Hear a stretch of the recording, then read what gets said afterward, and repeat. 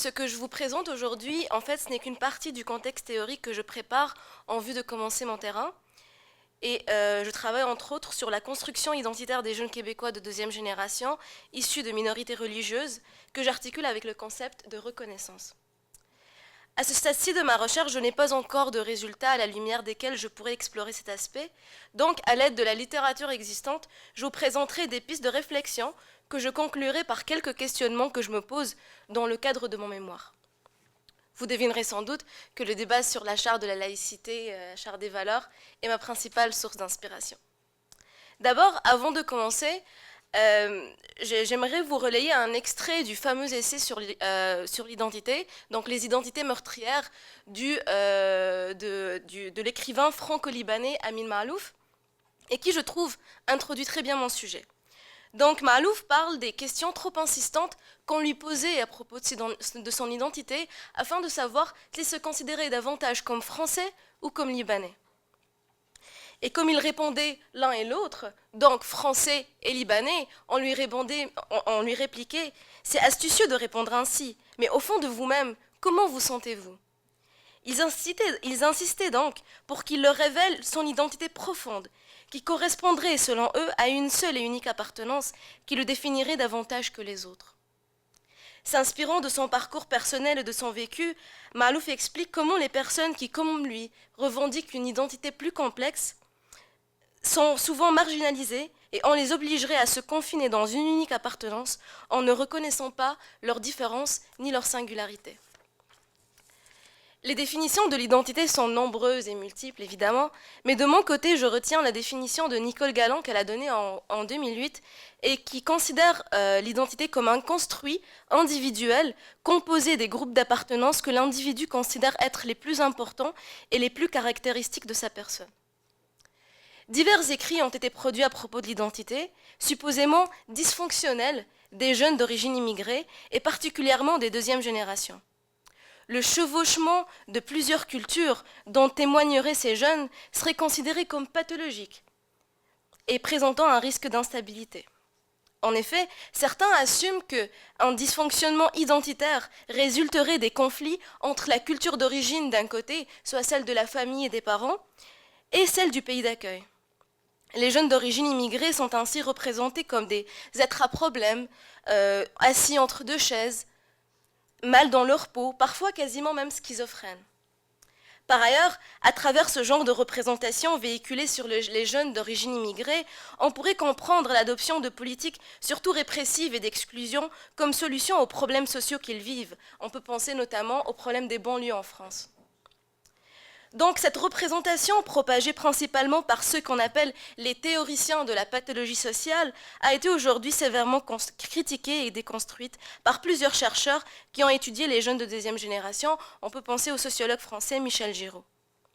Ici au Québec, plusieurs chercheurs sont en train de se pencher de plus en plus aux jeunes de deuxième génération, dont Myriam Simard, qui a mené une étude en 2007 et qui a mis en avant l'idée que les jeunes de deuxième génération élaborent, voire bricolent, une identité riche et complexe à partir d'une combinaison d'éléments qu'ils puisent dans leurs racines culturelles, ethniques, religieuses, mais également dans l'environnement québécois.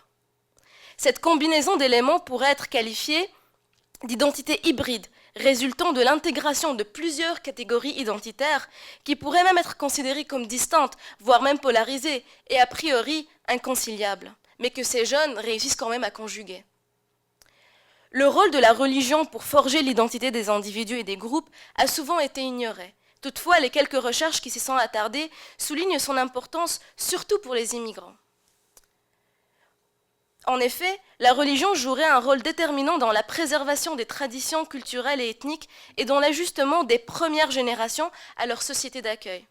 En ce qui est des deuxièmes générations, toutefois, elle représenterait surtout une source d'identité et d'appartenance, en plus de procurer un système de croyances qui les guiderait dans leur cheminement spirituel en donnant sens à leur vie. Dans une étude sur le développement de l'identité religieuse chez les jeunes musulmans américains, Peake, une chercheure américaine, explique que les événements de crise qui visent leur identité religieuse en faisant un sujet de controverse et de débat public, on peut par exemple penser à ce qui a suivi le 11 septembre, font en sorte que celle-ci devient encore plus centrale dans la conception de soi de ces jeunes. La religion obtiendrait ainsi la primauté sur les autres types d'appartenance et deviendrait une base d'identification personnelle et collective. D'ailleurs, comme le dit si bien Amin Maalouf dans son livre, nous avons tendance à nous reconnaître dans notre appartenance la plus attaquée. M. Taylor, en 1994, établissait un lien entre la reconnaissance et la formation de l'identité et définit celle-ci comme étant la perception que les gens ont d'eux-mêmes et des caractéristiques fondamentales qui les définissent comme êtres humains. Par reconnaissance, ici, je veux dire, et je reprends les mots de Hegel, une relation réciproque, idéale entre les humains, dans laquelle chacun voit l'autre comme son égal et en même temps comme séparé et différent de lui. Taylor affirme qu'une personne ou un groupe de personnes peuvent subir un dommage ou une déformation identitaire si les gens ou la société qui les entoure leur renvoient une image limitée, avilissante ou méprisable d'eux-mêmes. Ainsi, M. Taylor considère que la non-reconnaissance ou la reconnaissance inadéquate peut causer du tort et constituer une forme d'oppression en emprisonnant les individus dans une manière d'être qui est fausse, déformée et réduite. De plus, M. Taylor affirme que les relations qu'entretiennent les individus au sein de la collectivité sont une composante importante de leur subjectivité. Ainsi, une personne ne devient complètement individu à part entière et n'atteint une subjectivité équilibrée que lorsqu'elle reconnaît les autres et est reconnue par un autre sujet. J'ouvre ici une parenthèse pour souligner que la reconnaissance économique est également primordiale, et comme d'ailleurs en parle la philosophe Nancy Fraser, et j'en prends compte dans mon mémoire, mais je n'aurai pas le temps de l'aborder convenablement dans un 15 minutes. La plupart donc des théories de la reconnaissance, malgré leurs divergences, intègrent l'idée que l'être humain ne peut se former que de manière intersubjective et que la reconnaissance est une composante primordiale pour la formation d'une conscience de soi et d'une identité équilibrée et devrait être acquise à travers une lutte active, soit être le sujet d'une quête continue. Par ailleurs, une étude effectuée en Grande-Bretagne par O'Toole and Gale en 2010 met l'emphase sur le rôle prédominant que prend l'identité religieuse dans la mobilisation politique et sociale, donc dans la lutte pour la reconnaissance, des jeunes Britanniques de confession musulmane, de deuxième et troisième génération, et ce surtout dans des conditions de discrimination. Lors des entrevues effectuées avec ces jeunes-là, ils insistaient pour dire qu'ils sont davantage inspirés par les valeurs universelles que véhicule leur religion, que par les règles religieuses rigoureuses qu'ils trouveraient incompatibles avec la société moderne.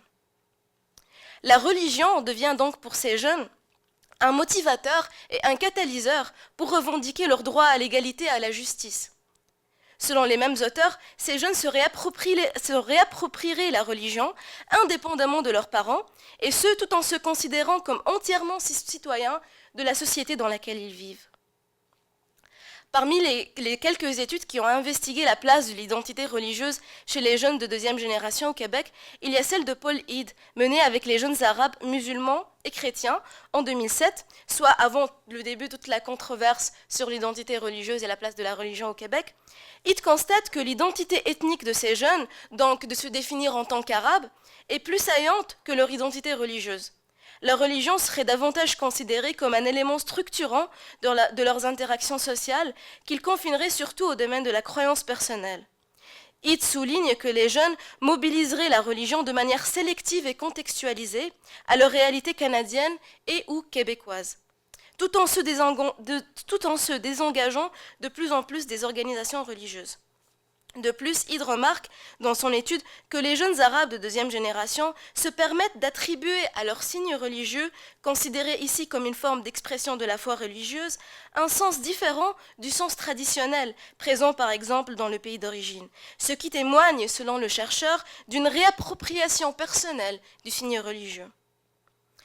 La littérature qui étudie le port des signes religieux est de plus en plus nombreuse, et dans sa majorité, elle concerne le voile islamique, le hijab, porté par les femmes musulmanes.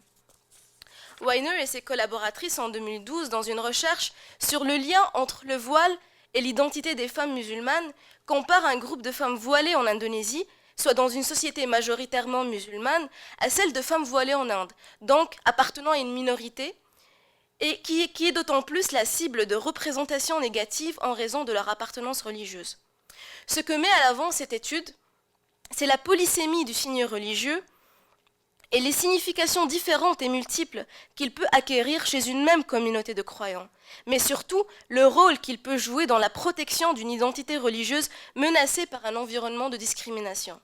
Ainsi, le voile chez les femmes musulmanes en situation de minorité religieuse en Inde serait devenu un moyen de guérir une identité blessée et rejetée, une façon de s'affirmer et de se faire reconnaître, d'être les porte-paroles et les représentants de leur communauté religieuse, dont le but de vaincre les stéréotypes et les stigmatisations qui les touchent. Bref, le voile serait devenu le moyen d'expression d'une revendication et d'une lutte pour la reconnaissance.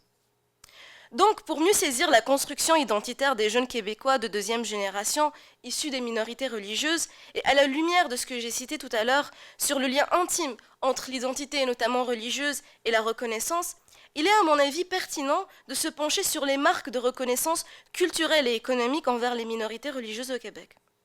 Le projet de charte des valeurs québécoises ou de la laïcité, proposé par le Parti québécois, pourrait être considéré comme le symptôme d'un manque de reconnaissance des minorités religieuses. En effet, s'il advenait que ce projet de loi soit adopté dans sa totalité, il empêcherait les membres de minorités religieuses portant des signes religieux ostentatoires d'accéder à des emplois de la fonction publique et de ce fait vivre une marginalisation sociale, économique encore plus prononcée que ce que ces minorités semblent vivre déjà. De plus, dans la première version du projet de la charte, celui-ci a été présenté en tant que garant de la sauvegarde des valeurs québécoises, qui seraient menacées entre autres par des symboles religieux rétrogrades, pour la plupart associés à des minorités religieuses. En ce sens, à travers la charte des valeurs québécoises, le gouvernement emploierait un raccourci dans la définition des signes religieux, sans prendre la peine de s'enquérir de la signification que lui accordent les immigrants et surtout les jeunes Québécois et Québécoises de minorités religieuses qui le portent et qui sont nés et ont grandi au Québec. Tout ceci m'amène à me poser deux grandes questions et sur lesquelles je vais conclure. Donc, comme en témoignent divers auteurs dans It en 2007, ces jeunes semblent être porteurs d'une identité riche et complexe, dont l'identité religieuse constitue une part importante. Cette identité religieuse étant de plus en plus visée par les débats politiques, y aurait-il un risque de la voir s'exacerber pour en faire l'appartenance la plus importante, voire déterminante pour ces jeunes ? Par ailleurs, comme le souligne Simard en 2007 aussi, l'hybridité identitaire des jeunes Québécois de deuxième génération semble être le fruit d'un bricolage identitaire et d'une réappropriation d'une foule de symboles culturels et religieux qu'ils ont adaptés à leur réalité québécoise. Toutefois, dans un environnement de discrimination où ils ne se sentiraient pas reconnus, où ils seraient devenus l'autre, étranger et menaçant, l'identité religieuse ainsi que son symbole pourrait, selon Pic, acquérir une signification d'affirmation identitaire. En marginalisant les jeunes Québécois et Québécoises de minorité et en les obligeant à choisir entre leur appartenance québécoise d'un côté et leur appartenance religieuse de l'autre, serait-il possible que ceux-ci transforment leur rapport à leurs signes religieux et peut-être même à leur religion ? Enfin, serait-il envisageable que leurs appartenances se polarisent au risque de mettre en péril leur si précieuse hybridité ? Évidemment, je n'ai pas encore de réponse à ces questions. Elles font partie de l'ensemble de questionnements que je me pose dans le cadre de mon mémoire. Donc vos commentaires, surtout critiques, et puis vos suggestions m'aideront pour enrichir ma réflexion. Et je vous remercie beaucoup.